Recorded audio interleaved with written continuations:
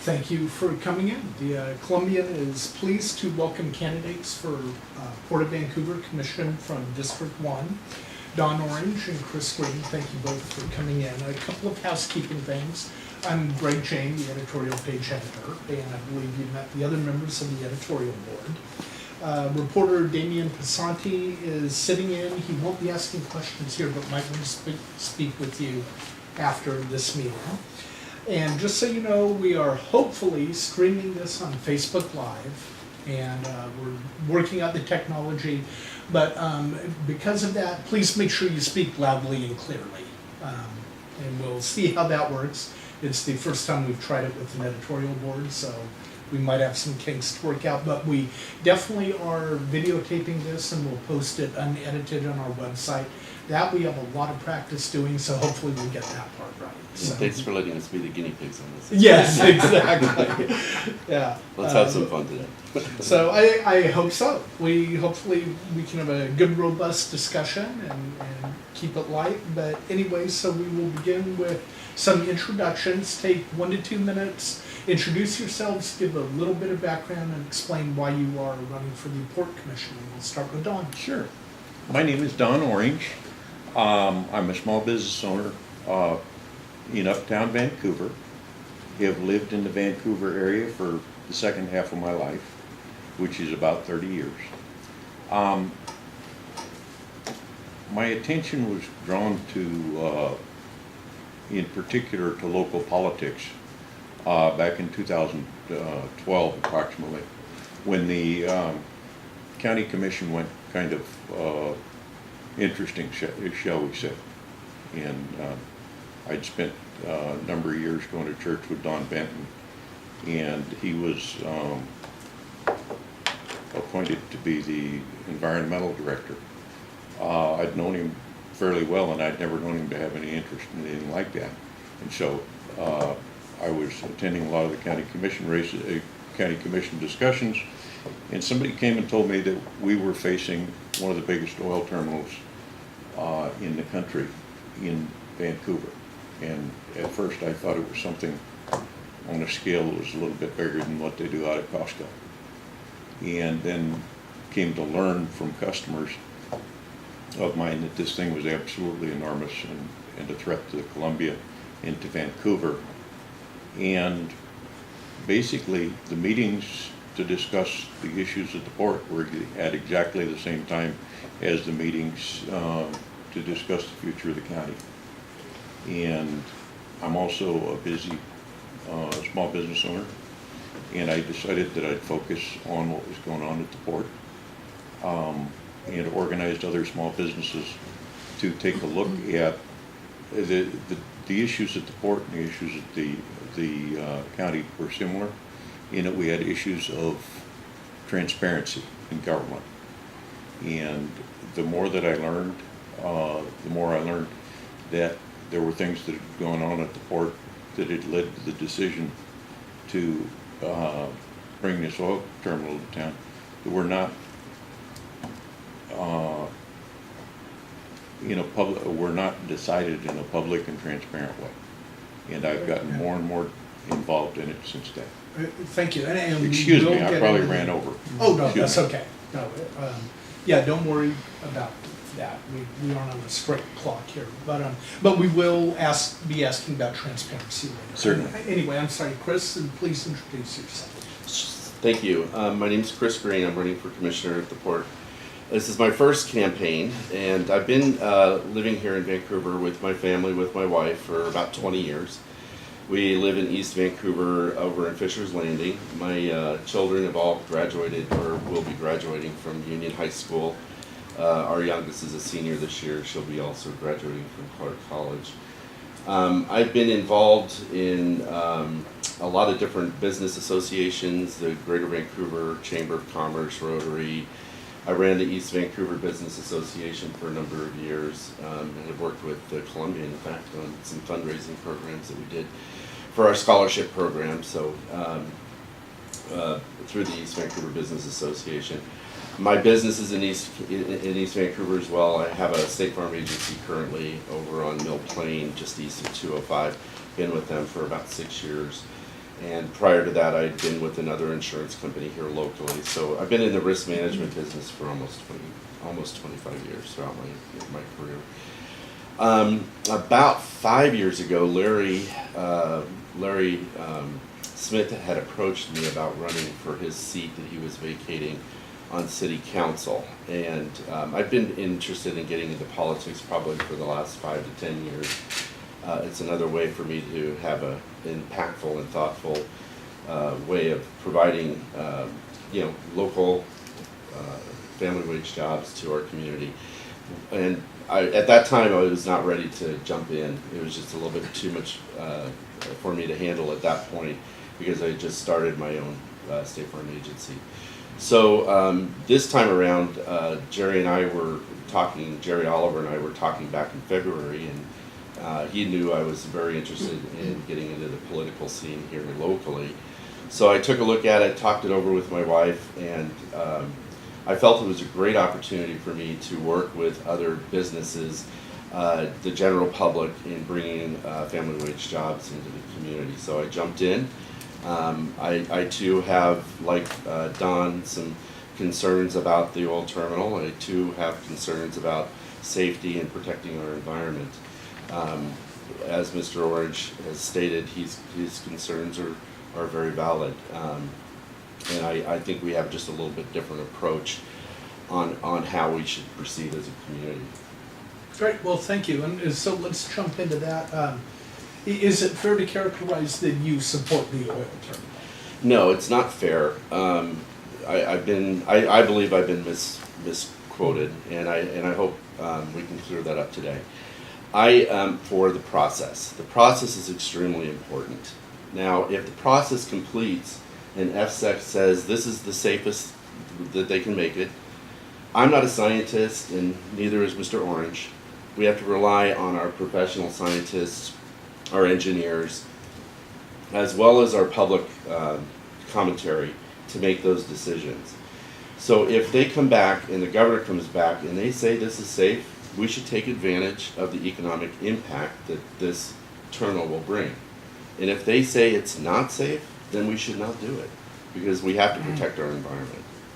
Is it only, is safety the only criteria for evaluating the desirability of an oil terminal like this? Are there any other elements that might pop in your mind besides that? Well, there's the economic development that could come from, the terminal. If the governor and FSEC determine that this is going to be safe for our environment, and we put those safety protocols in place that protects our river and protects our air and protects our water, then the economic benefits, it's just not 200 jobs or 100 jobs. It's thousands of jobs that we can gain from the investments that we can make from the net proceeds, the net profits that will come from the long-term lease that they'll have with the terminal. The number is about $7 million of net income to the port. Well, there's a lot of issues down at the port. Is that per year? Per year. 7 million A year. per year. That's my understanding. And there's a lot of issues down at the port. For example, if you take a look at their budget over the last couple of years, they've actually lowered, or they've taken money out of their maintenance of buildings to put more money into capital investment in infrastructure. Well, that doesn't make sense to me, in that you have to maintain the buildings in order to make sure that they're safe, hazard-free, and for the long term, the buildings will just simply last longer. And you could take a look at the last meeting or 2 meetings ago. They're having to replace an entire roof because they hadn't maintained a roof. I believe it was the 2700 building. That in itself was going to cost hundreds of thousands of dollars, where if they had spent a little bit more time maintaining that roof, they probably could have saved $300,000 or $400,000 on maintenance issues. There's also projects that are coming up that Linda Wilson was very successful. And I'm sorry, let me interrupt you there. We want to hear that, but I don't want to get too far away from the terminal. I'd like Don to say, what are your thoughts on the terminal? I'm opposed to the terminal. I think it's a risk to Vancouver. I think it's a risk to the Columbia Gorge. I think it absolutely flies in the face of what Vancouver is, of what the port has laid out as their future vision.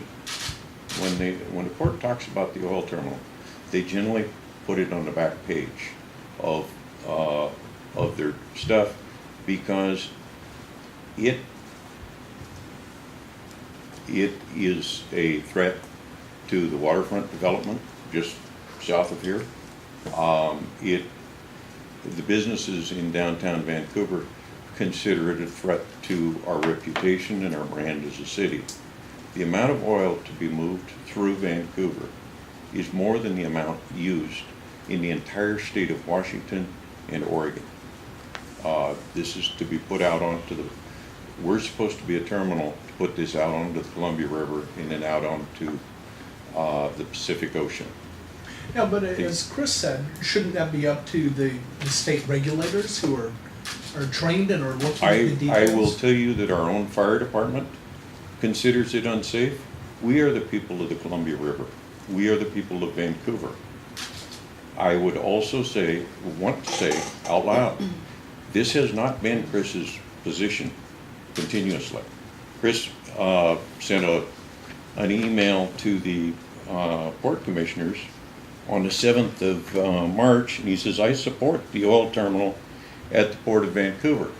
It is absolutely glowing, as if it was written by the PR department of the oil company, and the final line in the letter says, let's bring the oil terminal home. Chris, is that accurate? That is accurate, and that was, it also says that, you know, the process needs to be completed. As a new campaigner, so to speak, I've learned over my last several months to be a lot more clearer about my position. And I did state in that email that the process needs to complete. So that's my position is I'm a father, I'm a business owner, I'm a husband, I fish, I boat on the river. I don't want anything to happen to that river. But our state has a process that's been in place since 1970. FSEC's been around since that year. And that process is the way the state has chosen, we the people of Washington have chosen to make sure that energy facilities of any type, whether it be wind power, whether it be solar power, last night I just heard a story on seaweed, using seaweed to replace petroleum products. All those things need to be approved by our FSEC group, and that's the scientists behind it, that's the engineers behind it. And like I said, if they can say that we can do it safely, then we should take advantage of the economic development. If they say we can't do it safely, then we need to find something else to take over Terminal 5. And I understand Terminal 5 is over 100 acres, and they've already have 2 tenants coming in. I don't know who they are, they haven't announced that yet, that are going to be taking over part of Terminal 5. Tesoro and Vancouver Energy, they are going to be taking over only 42 acres. Well, I've already started talking to Tidewater and some of the other tenants down at the port, or for Terminal 5. They have uses for it. So it's a matter of, if they say no, then we need to make sure we have a backup plan to make sure that we have the income generating engines that we need at the port. So Chris, I have a quick question. So I understand that, FSEC and the state regulators and the governor, if they all say it's safe, then you're okay with that. But personally, are you okay with having the largest oil terminal in the United States here in our Vancouver, Washington? It's not the largest oil terminal in the United States. It will be the largest train to ocean, but there's larger oil terminals. If I had it my way, we would all be off of fossil fuels, but we don't have a mechanism yet to replace fossil fuels, do we? That's coming, and that would be a great thing. The terminal, it's a difficult situation. I understand why this is such a hot topic. I understand people's concerns, I really do, and I empathize with that. That's why I've taken the time to go visit the Anacortes terminal to see what's going on up there. And I have to tell you, when we went up there, we were lucky enough that there was a 100-unit train offloading all their, their crude oil. You couldn't smell anything. You couldn't see anything. It was very, very clean up there. It was a very clean operation. They've never had a drop of oil spill up there. And it's the same situation down here at our port. For the last 35 years, we've actually had a terminal operating. And you can check with the EPA and FSEC. They've never had a drop of oil spill here at our port. So I understand that, the company was fined $425 million because of an error issue. That had to do with a refinery, not a terminal. But that gives them 425 million reasons why they need to get it right and be safe here. Well, okay, I would like to know where the research came, because I've spent a lot of time in Anacortes and I smell the gas when I'm up there. And they had a huge fire up there. I mean, there's photos of it. That was with the refinery. That wasn't the terminal. Okay. But, So this kind of gets to one of the things that I've been thinking about lately, and that is it is the largest train to ship transfer terminal in the United States. Could you relate the size of that post facility to the Anacortes terminal, for example? You have a refinery there, and that's not part of this plan. I understand. No, it's not. But they handle 4-unit trains a day up there, and they can handle more. And it goes right to the refinery. I mean, they have their own terminal up there, but that goes. They're all apparently linked. So Chris, what's a 4-unit? What does that mean? I'm sorry. Did you say a 4-unit? 4-unit train. A unit train is 100 cars, Okay. basically 100 oil cars. And you're saying 4 of them come in a day? Yeah. 4. And they're going right through Vancouver every day. Right.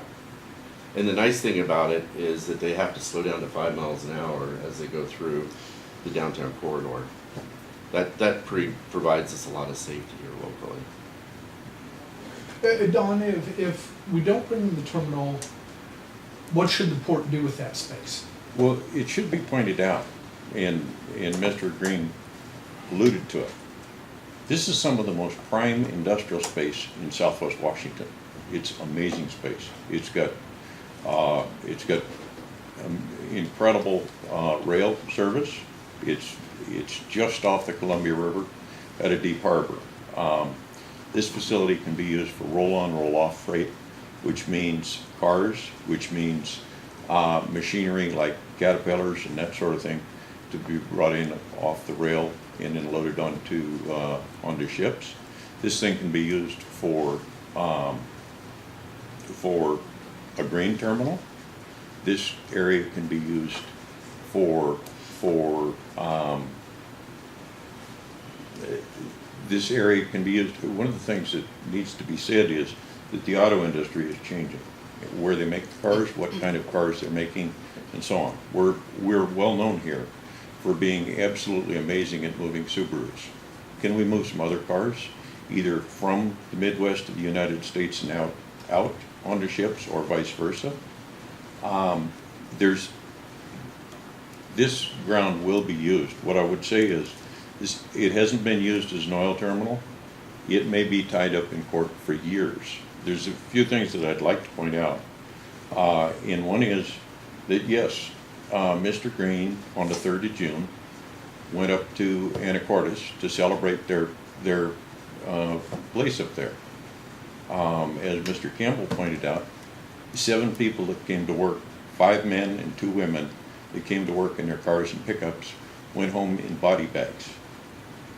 Tesoro has been found to be violating safety and rules. I'm sorry, that was in 2010? That was in 2010. It was one of the largest industrial accidents in Washington state history. Right now, the state is attempting to enforce a $2 or $3 million fine on Tesoro for the loss of lives at this facility due to, they said there were 45 safety violations. It's my opinion that if you're being caught in one area violating environmental standards and in another area violating workplace standards, that it's a good chance that if we put a terminal in here, that the risk of handling this petroleum will come home to roost. We're talking about. Yeah, but again, Yeah. but Chris's argument is that we have a process in place, we have a state regulatory agency. We to we make should those never determinations. have gotten to that point. And the decision to send this thing up there, the oil company that Chris is tied tightly to, met with our port commissioners before most people in town knew that this was going on. The city council was shocked and asked the port to back away from this. One group after another. The firefighters union is strongly opposed to this for safety reasons. The fire management, the fire departments are strongly opposed to it. And something I'd like to say I have a lot of respect for the state, and I care about what goes on in Puget Sound. I care about the whales. I care about the shipping issues. They have an issue of sewage coming from Victoria into the sound, and it's damaging things. But to be quite honest with you, my job and my love and my care is here, and it's about the Columbia. And I do not believe that the people that live on Puget Sound, which is Olympia, are as qualified to decide what goes on with our city and our river as we, the people of Vancouver and the people of the Columbia River. The towns up and down the river, the fire departments up and down the river, have asked us not to do this. Well, Don brought up the process and how the city council was surprised. What are your thoughts about the process that led to approval of the terminal? Well, the terminal hasn't been approved yet. by the port. Well, that's the thing, it hasn't been approved yet. That led to the lease. That led to the lease. You know, I wasn't a part of that program or that But what are your process at all. thoughts about it? My thoughts are is Dee's claim that there was a meeting that was held inappropriately. That's currently in the courts.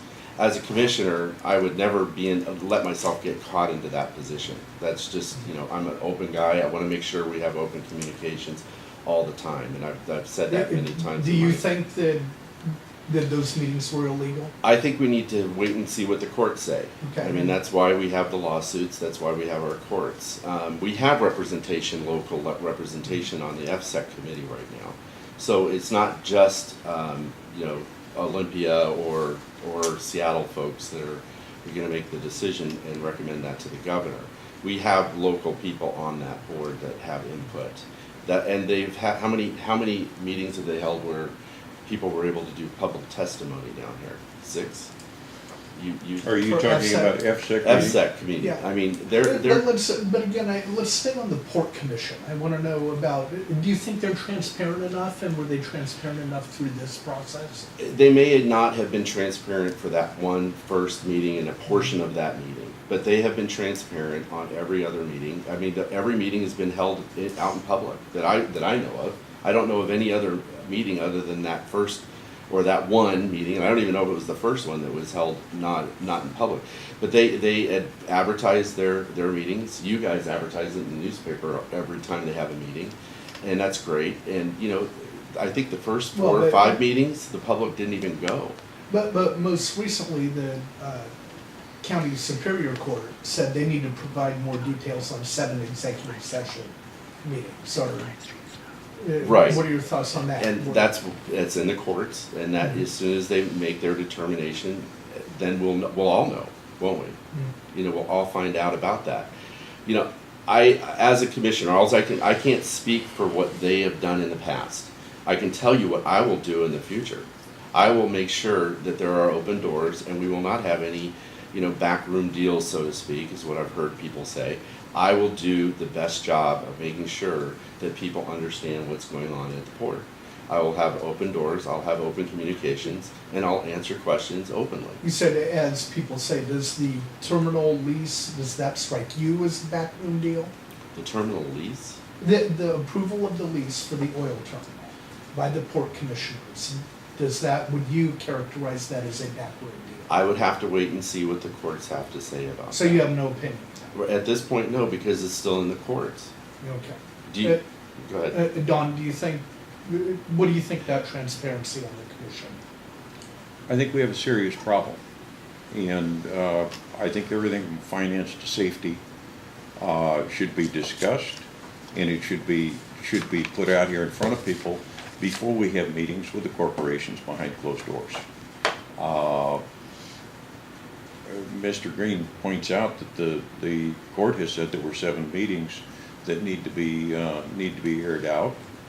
I believe that Commissioner Wolf said that there were vast amounts of decisions that had been made in executive session. You were recruited to run for this by Jerry Oliver. Jerry Oliver was a part of this process that's led us to where we are today. The Supreme Court put this thing back down. I don't think we're waiting a lot on the courts. The Supreme Court put this back down into Judge Gregerson's court, and I'm understanding that there's some differences between the port and the plaintiffs. But there are serious issues. We own that port. That port belongs to the citizens of the Port District. And what goes on there needs to be decided in front of the citizens of the Port District. And that needs to be, this is different than a private business. That needs to be absolutely chiseled in stone, and it needs to be the way that we do business from here on forward. I agree with you. I mean, I Good. agree with Mr. Orange. You know, having that open communication and those policies aired out in the open is extremely important. It's just, you know, you said it, transparency. I call it clarity, making sure that we're all clear and on the same page. And that's about every project that we're doing, not just a terminal. It's, you know, the process of determining where the port goes next. Those need to be part of the conversation. And this gets to my question about, you know, what is the nature of the projects that should be a part of the future vision for our community here? And do you have a line on any proposal that offers some jobs but that may have a undesirable negative consequence for the brand of the community and the safety of the community? For example, a nuclear power plant. Would that be something, or a nuclear waste storage facility? I mean, is there? That's why the state has Hanford. No, I wouldn't want to see something like that. Why? Nuclear radiation is a lot different than anything else that, and you know, it's dangerous. But what if the Nuclear Power Authority certified its safety according to standards for nuclear power plants and recommended its approval? That would be. I don't think that would ever happen. I think that would never happen. I never here. thought an oil terminal of that magnitude would be proposed for Vancouver, Washington. Right, and I understand that, but we're taught nuclear. I think is very different than oil. How about a 10,000 inmate prison? A 10,000 inmate prison. That's a great question. You know, as a commissioner, we have to take a look at every opportunity, whether we want to move forward with it or not, whether it's safe or not. We have a system in place and processes in place to help us to determine what is safe and what is not safe. And that goes right back to my opening statement. It's about following that process. If it's deemed safe, we should definitely take a look at it. If it's deemed unsafe, we should not do it. A 10,000 inmate prison in this area, I don't see how that would be feasible. Where would we But put I it? think Walla Walla was saying the same thing Yeah. at one time. I'm sorry, I think Walla Walla, Washington was saying the same thing at one time. back, But how then, long ago, but then how long ago was these that? things get proposed and suddenly they're a real deal. And that's why we have public testimony. That's why we have public comment to, you know, to air those things out. But like I said, the process is the process, and if we start cutting our process or terminating that process prior to its completion, what message do we send to every other industry that wants to move to Washington ports or Okay. Vancouver? It sends a message that we're not open for business and we don't want their jobs. And that's not good for the whole state. Wouldn't that same thing apply to a nuclear power plant though, if we rejected that? Wouldn't businesses say then that Vancouver's not open for business? It's a great question. It truly is a great question. I'd like to say, we have one of the, this is my opinion, this is one of the most beautiful places on earth to live. There's a reason why people are coming here. There's a reason why people want to start businesses here. There's a reason why there are tenants who are ready to move into that port. And we need to decide whether we want to be a prison town, or an oil town, or a nuclear waste town. That's our decision. That's not the FSEC decision or the nuclear or anybody else. That's all, we are Vancouver. And you know, I understand your position on the terminal, and the paper's position has been against it, and I appreciate that. And you know, 27% of folks surveyed just in August or July were totally against it. 23% were for it. 51% had no comment on it. And therein lies part of the problem with the communication and clarity that I talk about, is that we need to get more people involved in the decision process, and we need to get more people understanding the process. Because when you have a population of only 50% that say they don't understand or they don't know enough about a project to comment on it, then we need to have more conversation around what's happening. Wouldn't you agree? But how about if this were solely decided by public vote? Yes on the terminal, no on the terminal, how would you vote as a citizen? As a citizen, I'll come right back to what I've said before. If the state FSEC committee... No, that wasn't the question. If the FSEC committee... I have to didn't- answer it as a citizen. Right, So let's say the FSEC committee I would did have not to do my exist. research. I would have to do my research. Well, I assume you've done a lot of that. But You wanna be I'm port saying, commissioner. yeah, I have, and I'm saying Okay, that we so have how do a we vote process, right now? and we have a process, and if the state, Right. if the process says it's safe, I would vote for it. If the process says Let- it's not safe, I would say no. Let's say that That process would be a didn't logical exist. way for a, How would you vote if this were solely determined by a public vote? well, first off, we have a process, so What if we let's didn't? not deny the process. What if we didn't? But we do. But what if we didn't? I just wanna know, hypothetically. I'm just telling you, we have a process, and That's not the question. I would do my research, and if the You've done research, your research, how would I you would, vote? if I did all the research and I completed all the research, and it showed that it was gonna be I safe, assume you've done that. I would say, yes, it's safe. If the process that I used to determine was not safe, I would say it's not safe, so therefore I would not vote for I it. assume you've done a lot of research on I that. have How would you done a vote lot of right it, now as a right now. citizen? All the research isn't done yet, and I wanna Okay. see, Don, how would you vote? I would absolutely vote against We know this that. project. I think it's Well, important. we knew that because he's I- being transparent in his beliefs I and think telling us what he thinks about it needs to be said that this was not, this process was begun behind closed doors. That's what the court. But the water permits Excuse and me, the air excuse permits me, I haven't didn't been interrupt completed you, yet. sir. The process was begun behind closed doors.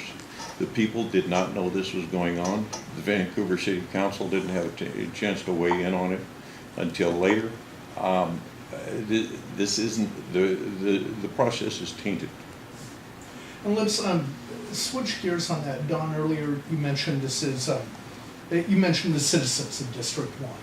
Now, you just recently moved into District 1. I Is did. it accurate to say you moved just to run for this position? I moved due to, the truth of the matter is, there wasn't anyone that was ready to run that had my view. I have lived in the Vancouver area. I lived about a mile north of the Port District, and I work about a mile, half a mile from here, about a mile from the port. I moved to District 1, as Brian Wolf did, 2 months before the election. I lived there. I plan to continue to live there. And this is something that is extremely close to my heart, besides being close to business, important to business. I have done business, gone to church, and been deeply involved in civic activities within the Port District. The Port District is an interesting line that has to do with exactly who owns the port and who pays taxes for the port. Its effect, and the effect of this, goes clear up the Columbia River and goes all over the county. And it goes to people who work here as well as live here. I do not apologize. I checked with an attorney as to before I moved, and he told me exactly what the rules were, and I exactly followed them, and I intend to keep living there. Now, and let me ask this, if say a congressional candidate recently moved into the 3rd district, would that make you less inclined to vote for them? No, I would want to know what they stood for. Where I live specifically has changed for this race. I've gone to the port meetings for the last several years. I have been deeply involved in this community for the last several years, whether it's on school advisory programs, whether it's in charity work, whether it's in church work. This is the Vancouver community. This is my home. Chris, do you think that should be a factor in the race? You know, I think he makes it a factor in the race. It just underscores the fact that he's a one-issue candidate.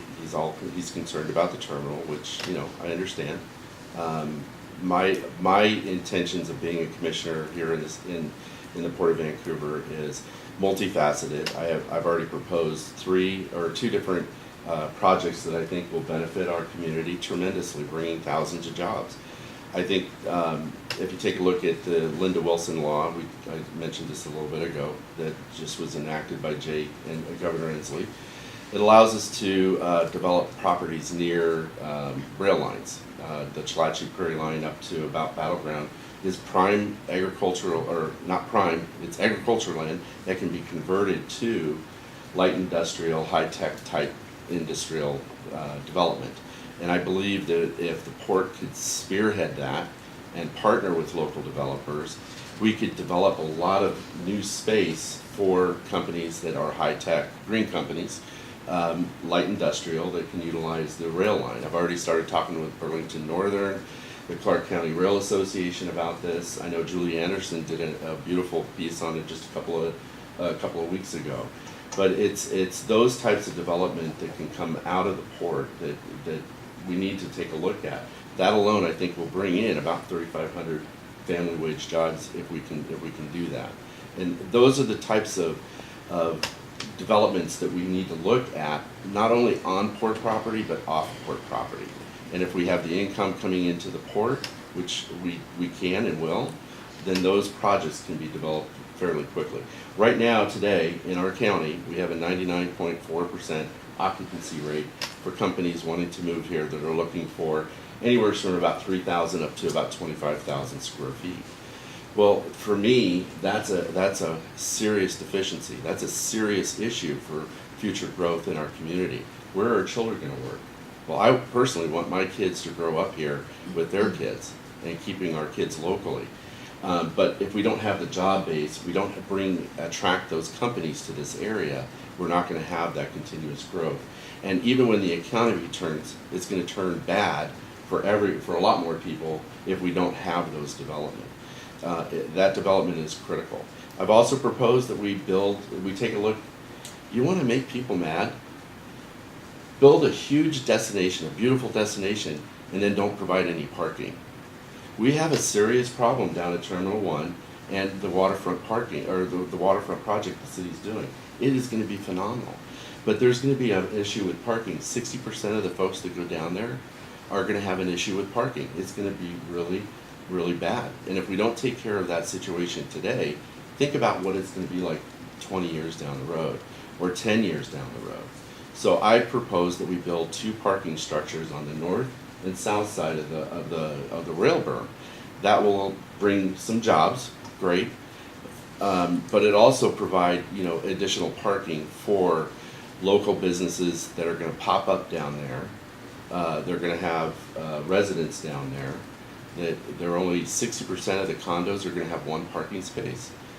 Well, that's a serious issue, and I think that those are some of the issues as a commissioner we also need to be looking at. I already mentioned the budget, so those are things that we need to continuously be looking at, and not just one single issue.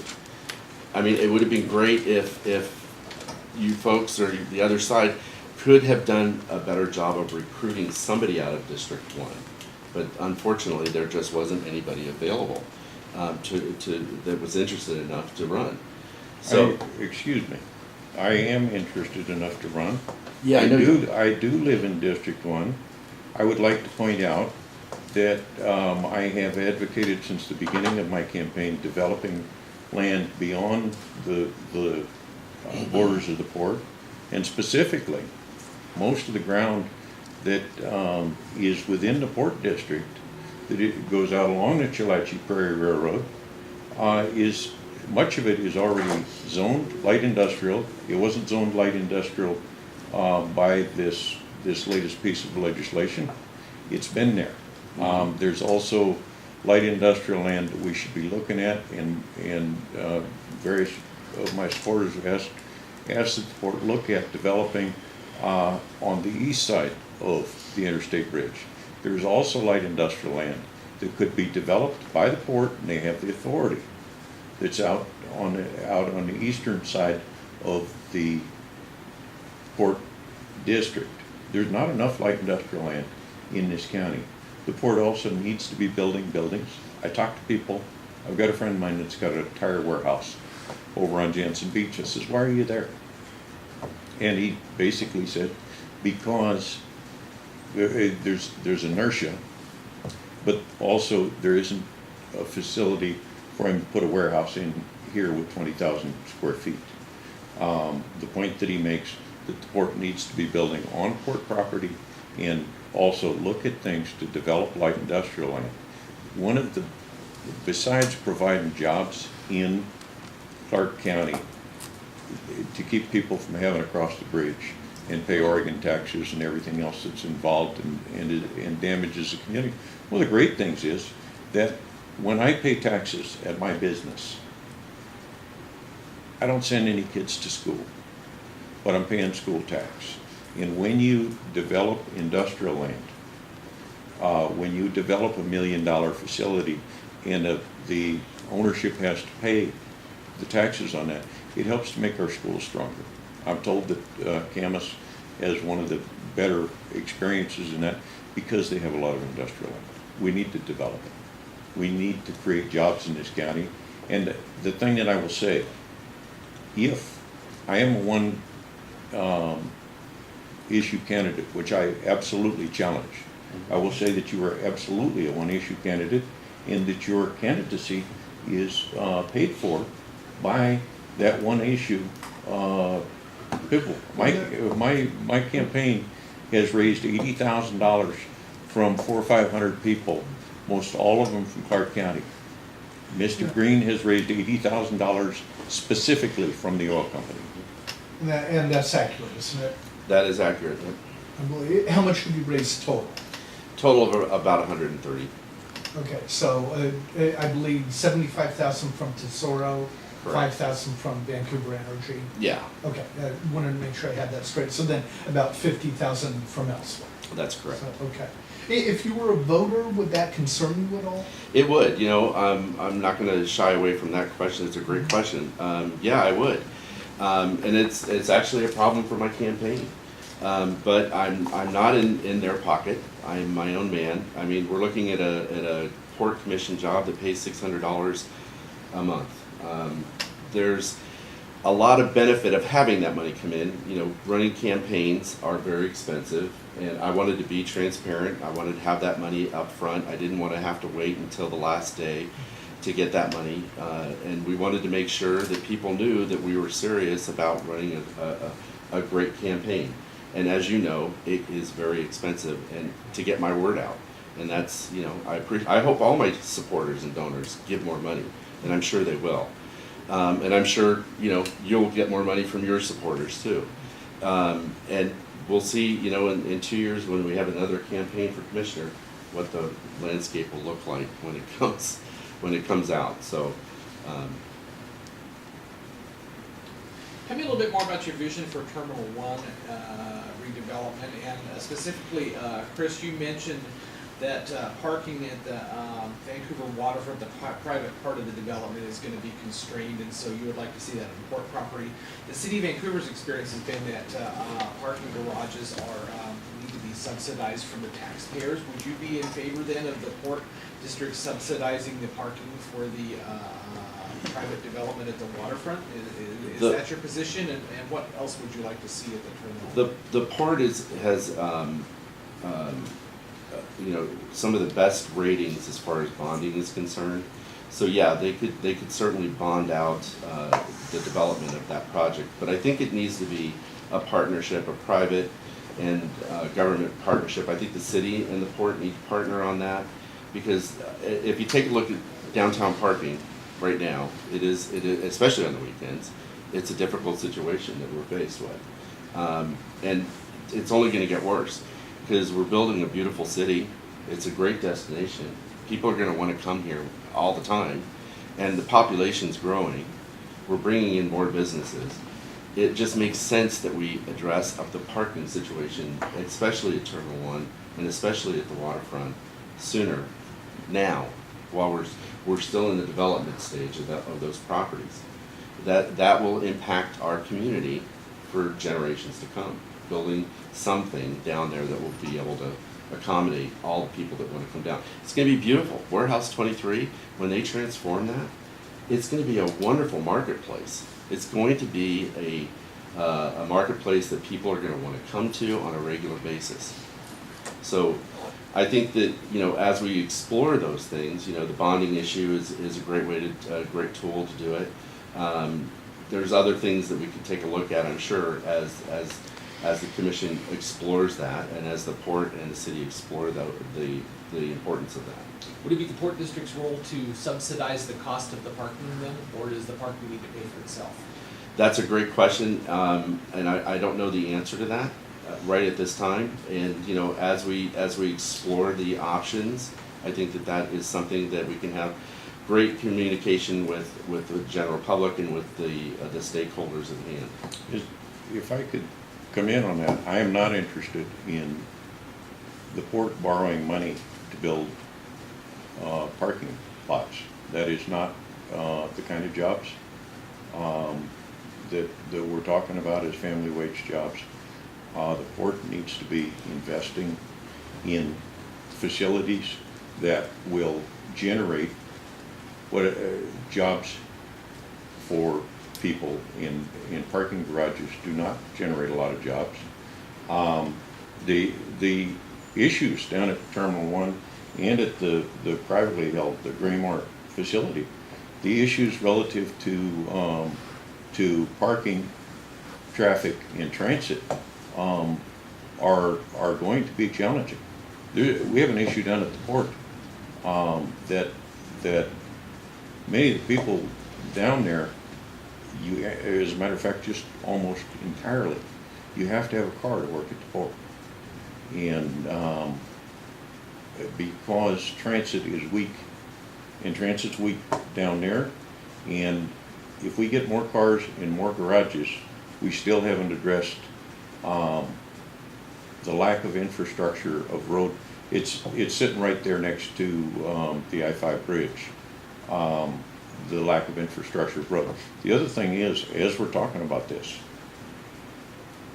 the developments on the waterfront are right next to where we have trains coming through, which from my perspective, those are not an attractant to people wanting to buy condominiums or the other things that folks do along the waterfront, whether it's a walking trail or whatever it is.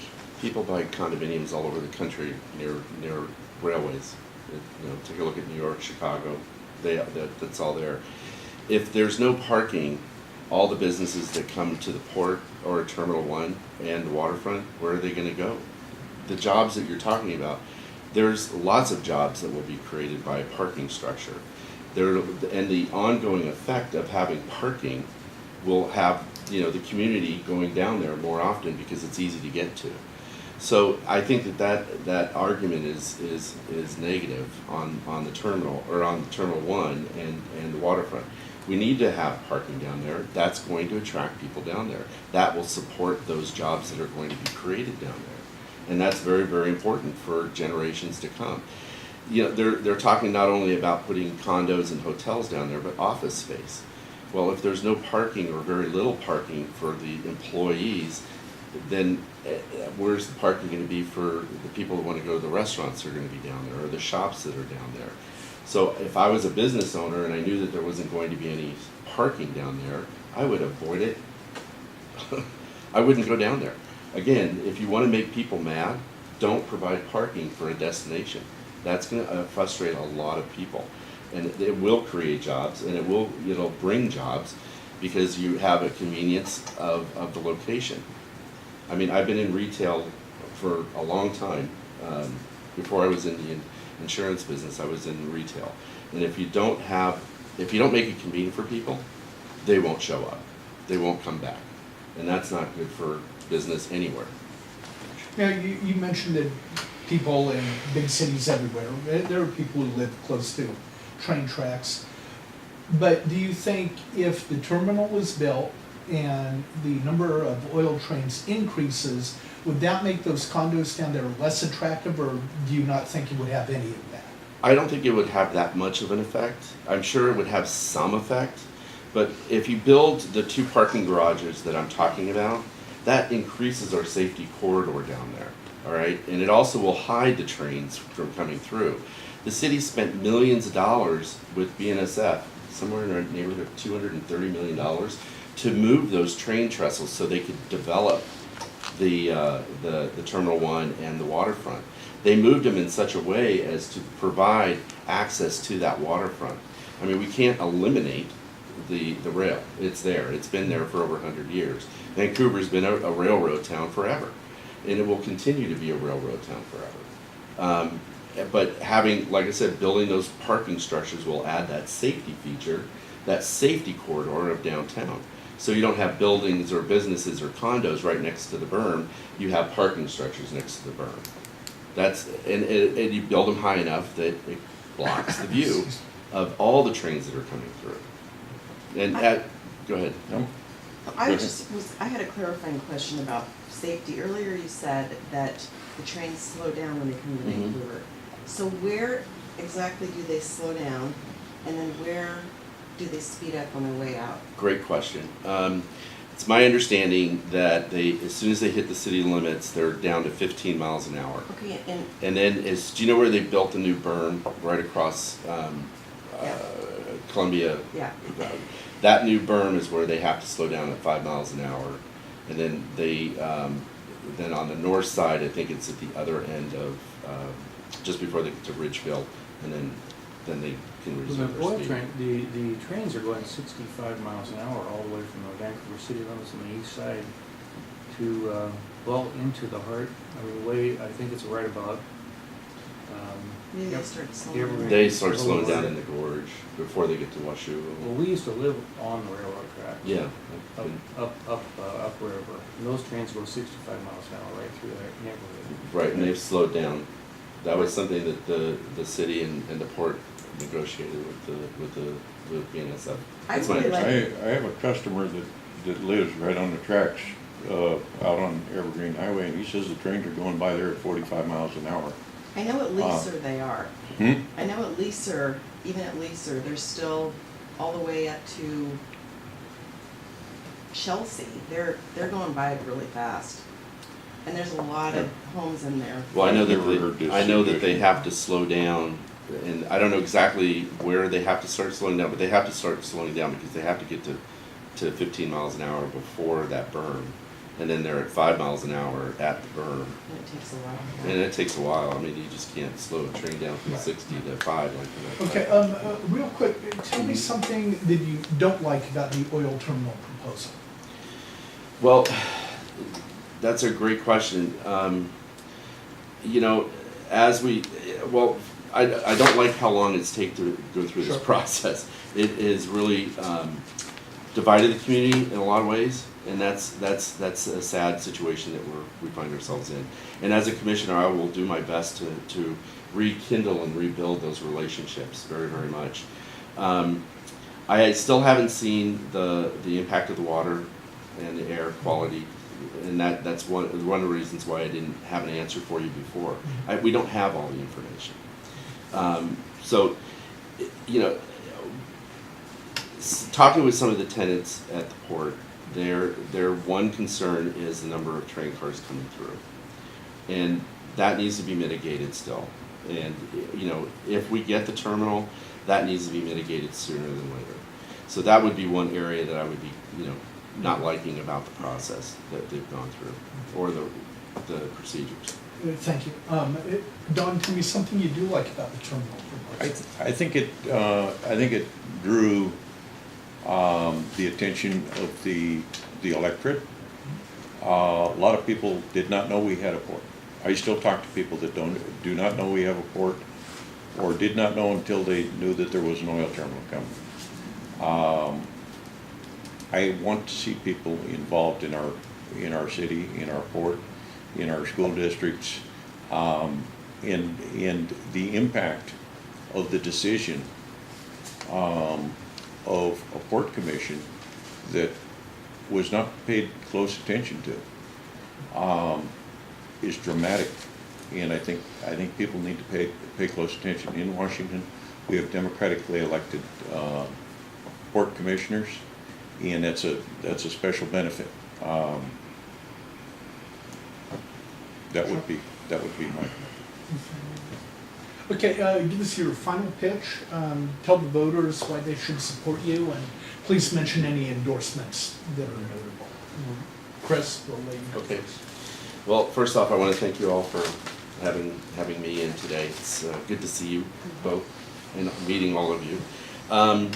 I want to be the next commissioner at the Port of Vancouver because I think I can bring my skill set and my background in risk management to bring a lot of good things to the port.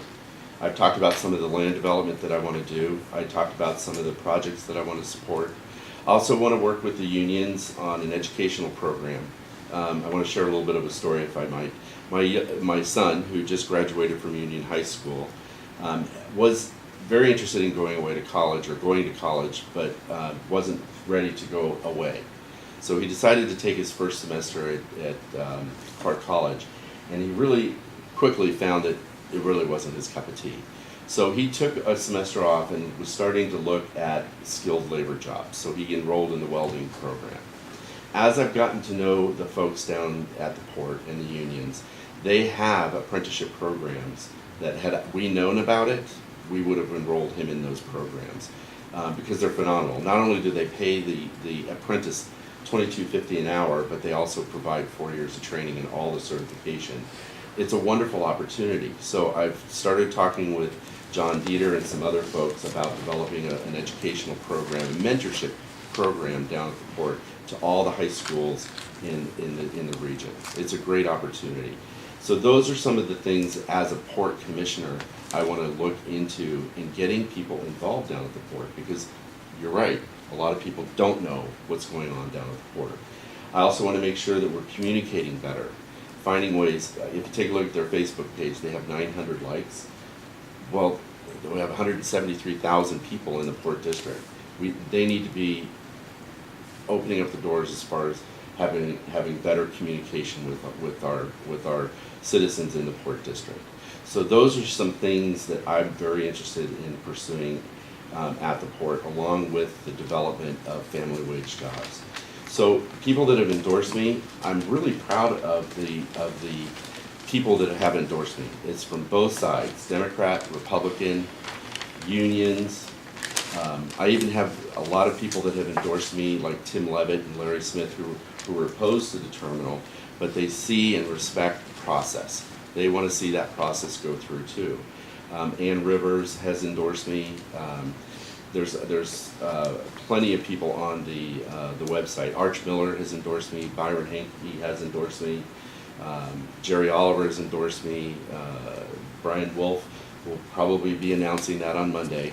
And these folks are all folks that have run the port. They realize they need to have somebody with a good aptitude of understanding what the community needs and a broad-based approach to running the port or helping to run the port. So with that, I ask for your support. I ask that you consider me as your candidate to endorse, because it's about, you know, completing processes. It's about being open and honest with the community. It's about building those educational opportunities and making sure that we can develop proper or great jobs, family wage jobs for our kids and their kids. 'Cause I don't want my kids going to Seattle, and I don't want them going to San Francisco. I want my kids here, and I'm sure you all want that same thing. So with that, again, I say thank you for the opportunity to come down and talk with you, and I'll turn it over to Mr. Orange. Thank you. Don? Yeah, in summarizing, I'd say, I think that we need to get to what the Columbia River Economic Development Council talks about, which is developing possibilities for metal and machinery, biotechnology, high-tech. These are important. I think the specific that separates my opponent and myself is the oil terminal. He's vigorously for it, I'm vigorously against it. I will go back to, I have worked hard with the schools in helping to develop training. I've hired a couple of the students out of the Battleground Auto programs and been very fortunate. I'm the chair of the Battleground Auto Advisory Council. I believe that we can have a healthy economy in Vancouver. I believe that the Port of Vancouver needs in the future to repair and work on relationships with the State Department of Commerce, with the county, with the city, to maximize, and with the Columbia River Economic Development Commission, and they're doing a pretty good job there, to maximize development of jobs on this side of the river, for every good reason. Thank you. Any endorsements you want to mention? Endorsements. I've got every elected Democrat in the county. I've got firefighters local 452. I've got the Longshore, the Sierra Club, the communications workers 7901, carpenters local 1503, Eric LeBrant on the Port Commission. The other ones that mean something to me that are, there's way too many to mention. I think we have about 1,000. There's a good man named Isidoro, and I can't say his last name. He owns Omega Industries out on St. John's, and he wants the port to work with him. He's got a multi-million-dollar company that absolutely needs to be working the railroad. And Scott D'Alessandro, who runs Columbia River Logistics just down the road here. These folks want to work with the port. Barry Kane of Graymore Development, Jan and Steve Oliva with High School Pharmacy, Henry Schuck, who owns Discover.org, and Henry Schuck, as my opponent talks about, presumably this will have somewhere between 100 and 200 permanent jobs. Henry Schuck just moved 150 people to Vancouver to go to work in his company. We need to have respect for the businesses and the culture that is Vancouver, and it's not Norristown. Right. Well, thank you very much. Thanks to both. Thank you. Thank you. Thanks for coming in. And can I apologize to all the endorsers that I forgot to? Me too.